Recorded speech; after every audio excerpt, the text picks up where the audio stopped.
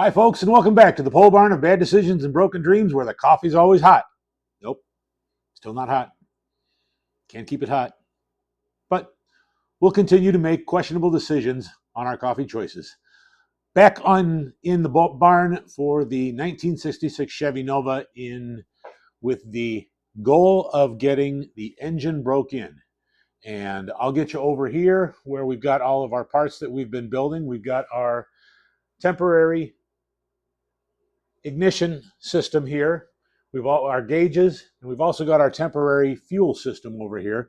And we've been doing a little working and modification on that. In fact, we've got some more information on the oil pressure gauge. Apparently, I was incorrect on how I thought that this oil gauge worked.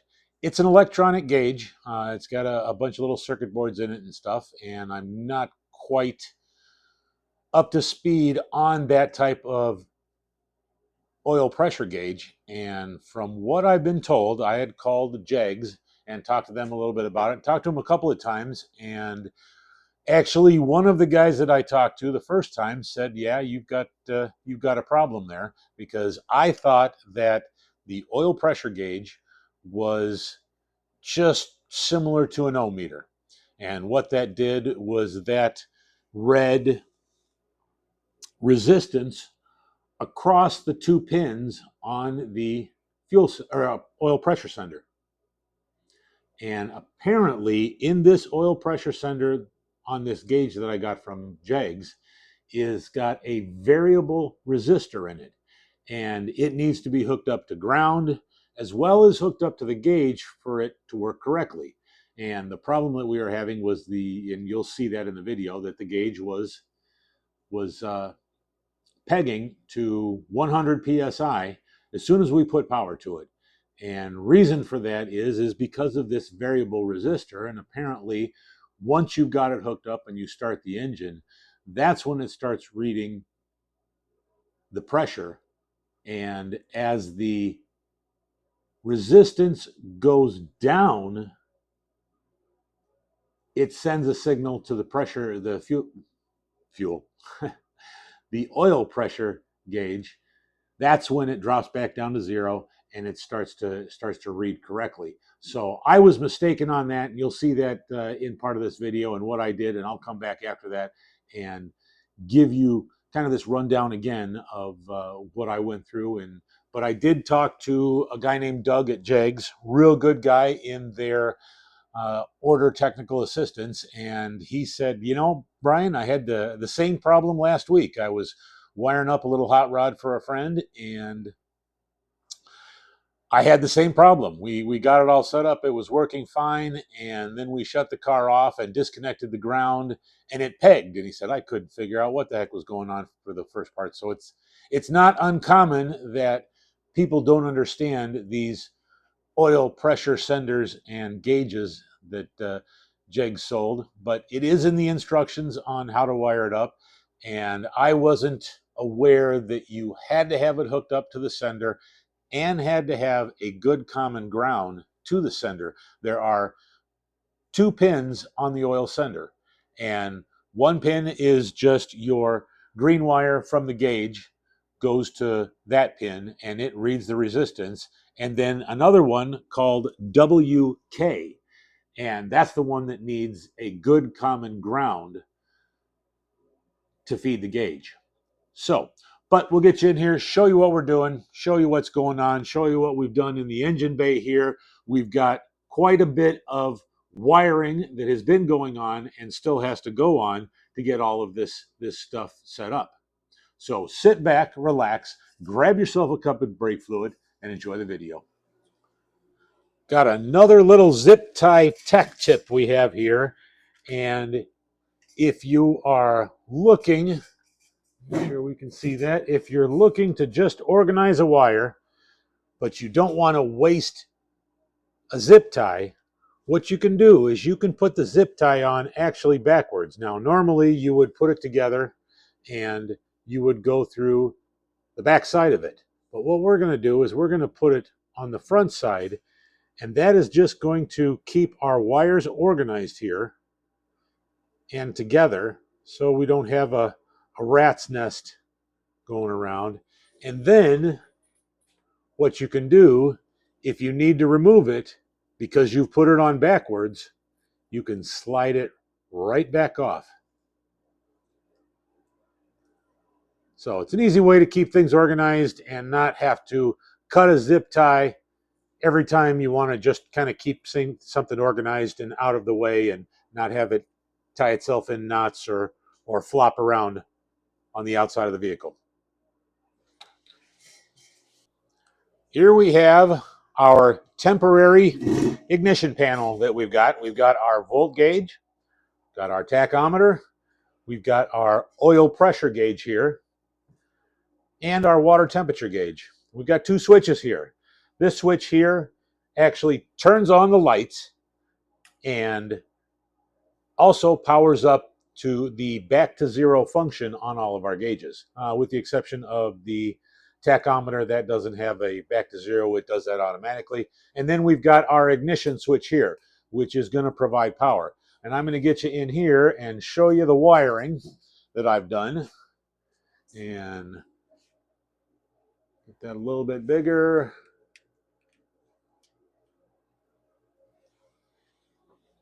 So we've made up two harnesses, and you've seen me do those on another one of my videos.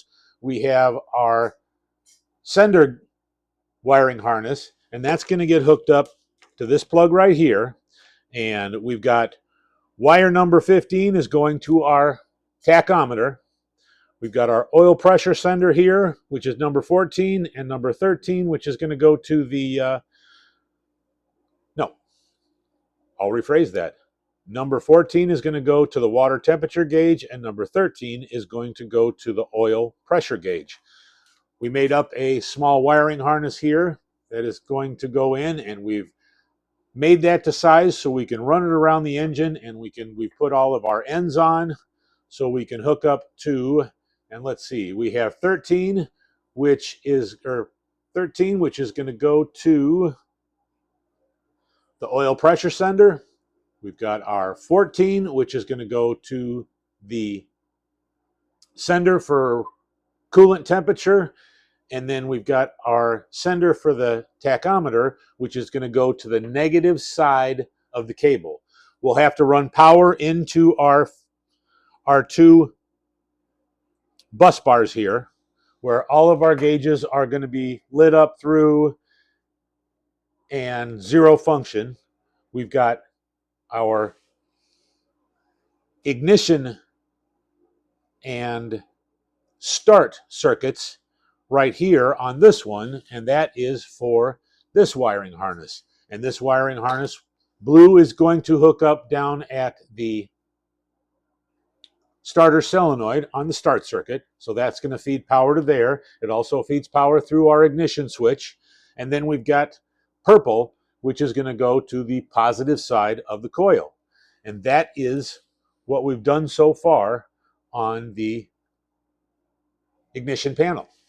So we'll set that aside here, and we'll bring in the newly modified, and well, that is for our distributor. We'll hook that into our distributor and our connections for our distributor so we get good spark. So now we've got our newly modified temporary fuel system. And what I've done here is I have decided to add an additional filter to the system. I've got a pre-filter that comes from the fuel tank on the back here. That's going to be our input. And then we've got another filter coming out of the fuel pump and going into the regulator. Now, I talked to a buddy of mine who is a mechanic, and talked to him about the temporary fuel system. He said, well, you've got that regulator on there. You probably want to protect that regulator because they've recently had a whole lot of problems with junk from the factory in these fuel pumps, and it can put all that junk into your regulator and start messing up your regulator. So I added this filter in here, and that gentleman's name is Lonnie. And a little funny story that I have for Lonnie. I was in a Jeep club, and we used to do Jeep jamborees every year on the at a place called the Badlands in Indiana, and had a good time there with that Jeep club, and did quite a few years. It was from 2009 to about 2015 that I was in that, and basically I was the cook. I would go to these Jeep jamborees and spend the weekend there, and cook a couple of dinners. But I met Lonnie there in 2009, and was friends with him for, gosh, it must have been 2 years now.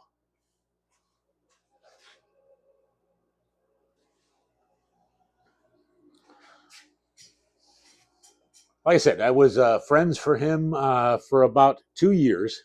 And when we first met and someone introduced me, we were talking with a big group of guys, and Lonnie was there, and Eddie was there, and someone introduced him, and literally for 2 years after I met Lonnie, I called him Lonnie. Well, 2 years later, after we had become friends, he finally told me that his name was Eddie, and he let me call him Lonnie for 2 years before he let me know that his name wasn't Lonnie, which I thought was really funny. And he's exactly the kind of guy you want to be friends with.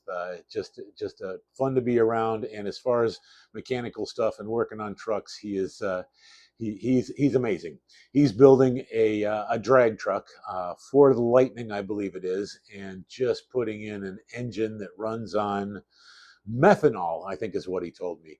So he's going to have quite a vehicle, and maybe we'll be able to get down and visit him and show you his shop and show you his Ford Lightning that he's building with this methanol V8 in it. I don't know a lot about it. I'll get some more information on it, and when we go down there and talk to him and show it off, we'll get with him as well. But yeah, that's the kind of sense of humor that we like, you know. So ever since then, now since 2009, I've called him Lonnie, just because he let me call him Lonnie for 2 years. So he's going to be Lonnie to me for the rest of his life. So over in the engine bay now, we got our negative cable here that we're going to have to hook up to our engine. We took care of getting all of the car wiring either disconnected or moved aside so we don't run into problems. We're running the engine on a separate battery, as well as a separate battery to provide power for the ignition system. And for now, actually the power for the ignition system will come off the battery in the car, and then the power for the fuel pump will come off a separate battery, and then we'll hook up a battery charger to the two batteries and make sure that there's enough power while the engine runs at 2,000 RPMs for 20 minutes while we break this engine in. So, like I said, we got our wires all kind of cleaned up here and set aside so they don't get in the way. We still got a bunch of stuff. We've got our harnesses that we just made, and we're going to have to route those and put those in the car here so they're out of the way and not getting into any trouble. We've got I don't know if you can see down in here, but we've got our oil pressure, we've got our temperature over here. So we've got to run those and hook up all of those wires and get those set. Then we still have to put oil in the engine. We've got put more trans fluid in the engine. We've got to put our carburetor on. We have to maybe start plumbing a fuel system just to get it there. Check and see if we're going to be able to use that idle air screw or the idle screw on that carburetor to use that to bring it up to 2,000 RPMs and hold it there. Hopefully that's going to be long enough and we can get 2,000 RPMs out of it. If not, we may have to think of something on the fly while we're running the engine and get that done. So we've got to put our distributor in. We've got to put plug wires in. We are sitting right now at top dead center. So we still have to put wheels and tires on it, make sure the steering is doing okay. I don't think I've got a steering wheel on the car. That'll have to go on. I've also got some problems with just outside the door, and let me take you over there and show you what's going on there. Here's what we have just outside the garage door in the From the Pole Barn of Bad Decisions and Broken Dreams. And you can see I've got a small pad that I throw a table on when I'm working outside, and it's just something I can work in front of the door. So what I think I need to do is let's see if I can get you a shot of it. It's actually covered up over there for the moment. But I've got a big giant pile of old deck wood, and what I'm going to do out here is I'm going to make a quick deck out of similar deck wood like this, just so I can back the car up and it's easier to back in and out, and you don't hit that big entrance bump when it comes in. So that'll be one day. We'll have to get the saw out and make a temporary pad that we can back the car out and then easily push it back into the garage, put it back on the dollies, and put it back in the spot where it's supposed to be. So we're going to get set up all in here and start working on a little bit of that wiring and running those wires and connecting them up to the sensors so we can plug our temporary fuel system and our temporary ignition panel together. Do a quick test, make sure everything looks okay there. I don't think I'm going to test the ignition itself right now because, like I said, it's sitting at top dead center, and just before we start the engine, we need to prime the engine with a tool. I'll be right back here.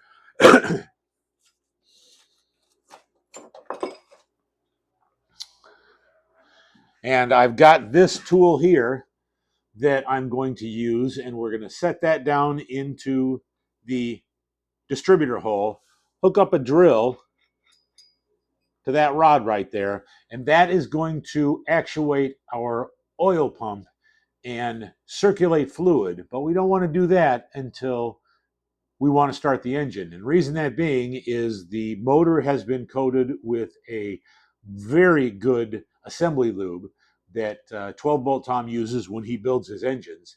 And that has been on the engine since new. It's coated everything. And I talked to Tom and asked him about that the engine was going to be sitting for a little while I get this stuff taken care of. And he said, that's no problem, Brian. Just make sure that when you go to start the engine, you throw that tool in and prime that engine up before you start it so you've got good lubrication throughout the engine on the initial startup. So again, sit back, relax. We're going to be doing some wiring. Grab yourself a cup of brake fluid and enjoy the rest of the video. Thank you. Of the coil. And then we'll come down and we've got our connection for the sender side or the gauge side of our oil pressure sender. Now what I have to do is I have to make up a ground wire that's going to come up from the WK terminal, and it's going to go over, and we'll probably put it right underneath where we mount our coil, and just ground that out to the bottom of the coil. Or actually, it'll be the coil bracket that we'll be putting it on. We've got our dash panel all wired up and doing well, but we ran into a little bit of a problem. So let me get you in here and show you what's going on. We've got our couple of little leads made here to hook into our little 12-volt battery to provide power for testing. And what's happening is when I hook up to power,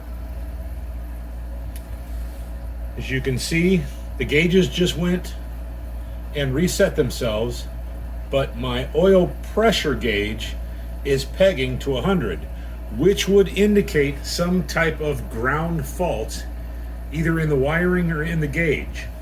So what I've done, or what I did to look into this, and here is a look at the back side. We We made up some harnesses to hook up to the engine, but this is the backside of my wiring, and the green wires here are the ground triggers for actually the water temperature sender and the oil pressure sender as well. So what I did was I checked all of my grounds in here and made sure that we didn't have any dead shorts to ground on anything that would cause that gauge to peg out. And then I actually took and I swapped the water temperature gauge with the oil pressure gauge and tested it, and it works normally through my harness wiring that I wired this panel up with. So what that tells me is that it is somewhere internal to the gauge itself, because it has to do somewhere in the power wiring for the gauge or the return to zero function in it. So if I hit this switch right here, this switch right here is for all my lights. Oh, I'm sorry. This switch here is for all our lights. I have to label those because it's just built. So I kind of still working with it. So if I turn that on, there's all of our gauge lights, and they light up nicely. And doesn't matter if I take the ground sense wire and ground it, this gauge for the oil pressure still doesn't do anything. It still sits there and pegs at 100 PSI. But the water temperature switch, when it was replaced with that, worked fine in the wiring harnesses. So that leads me to believe that it is an internal failure in the gauge itself. So I gave a call to Jegs and talked to them a little bit about it, and I bought these gauges here, and this is a part number 555-41329 Jegs oil pressure sender. And I called them just to let them know, tell them what's happening. Like I said, I bought these gauges a year ago, and life happens, things happen, people pass away, and they didn't get installed. So I had them on the shelf for a year.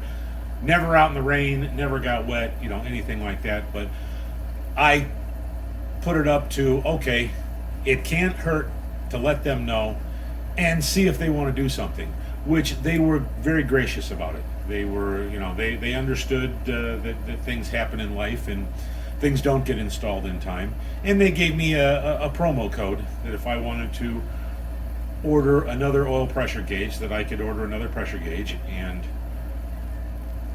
I would get a little bit of a discount. When I was doing the same thing, working in parts and working in customer service, I used to have to tell people, well, I'm sorry, that warranties cannot be never ending. And that's the case. I had it a year, it sat on the shelf. I had no expectations that they were going to replace the gauge itself. But hey, give them a call, let them know, tell them that I had a problem with it, and just see if they want to stand up and do something for me. If they did do something for me, that would have been amazing. I understand completely why they didn't do something amazing for me, but they did step up, gave me a promo code, and got a little bit of money off on ordering a new oil pressure switch. Jegs customer service is a good outfit. Like I said, they were very gracious. I walked them through all of my troubleshooting that I did on these gauges, and I'll shut this light off just to show you the lights on in that gauge, and we'll turn it off and turn it back on, and maybe it will. There we go. So turn that back on, and those lights light up. Everything's nice and working correctly. So What we're going to have to do is we're going to have to order a new oil pressure sender and install that before we can run that engine, because we have to monitor oil pressure and make sure that we've got oil pressure when we're breaking in that straight six 230 engine with a 250 head. So that's the situation that we have. We've got a correction for it, and we're going to move on. Want to thank Jegs for taking the time to talk to me and listen to my troubleshooting techniques that I used to verify that it was actually internal in the gauge. And we're going to shut another light off here and see if that maybe looks a little bit better. There we go. So now you see that that the cat gauge doesn't have a light on it, so it's actually lit up on the inside. You just can't see it real well here. So turn that off, turn that back on, and we're doing real well. If we disconnect the ground wire, there we go, everything shuts off. Plug it back in, our gauges are going to go to reset mode, and then there's that oil pressure gauge just rising up and pegging out. So again, that's where we're at. We're gonna have to wait for another gauge, and when that comes in, we'll get that installed in this position so that we can monitor oil pressure.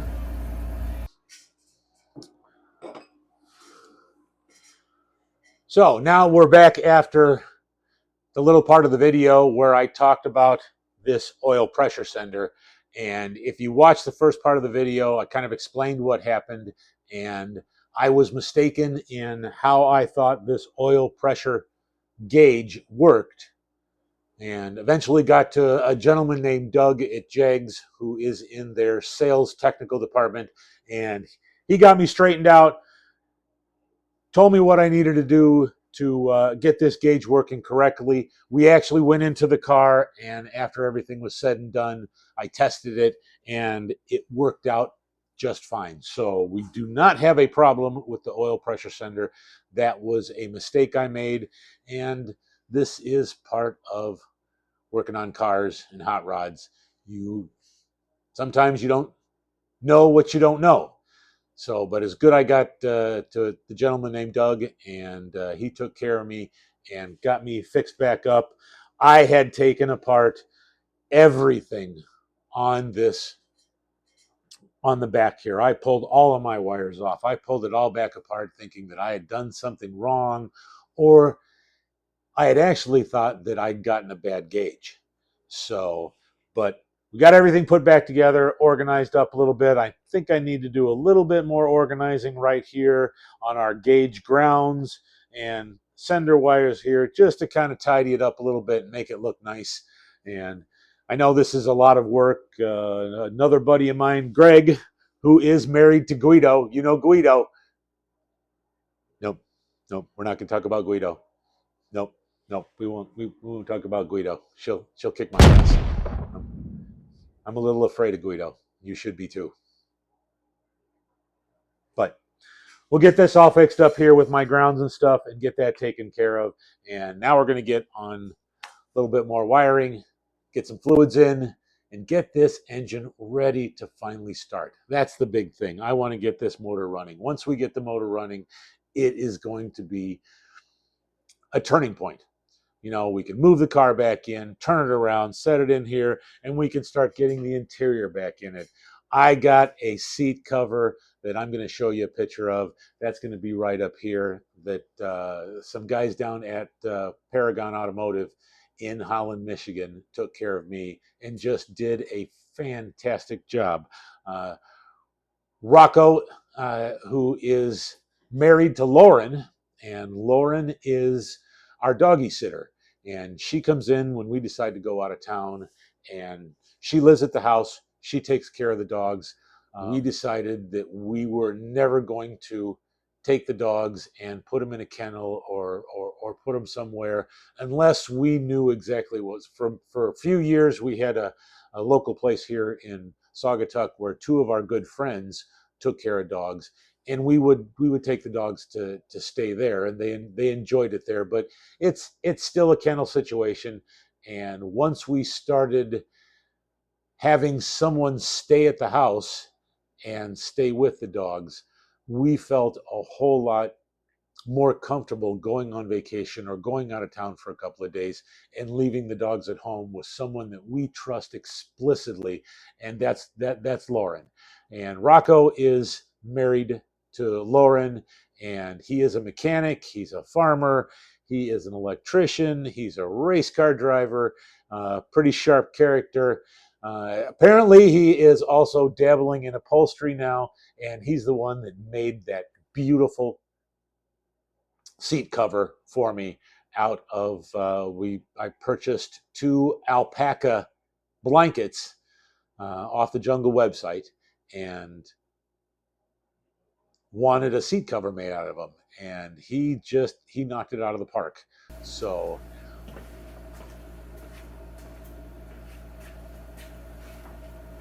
well, that's going to do it for today's video. Appreciate y'all stopping in, and thanks for making it all the way to the end. And always remember, if your coffee's hot, your project's not. So get out there, grab a tool, make some bad decisions, and get that project finished. Thanks. Have a good day.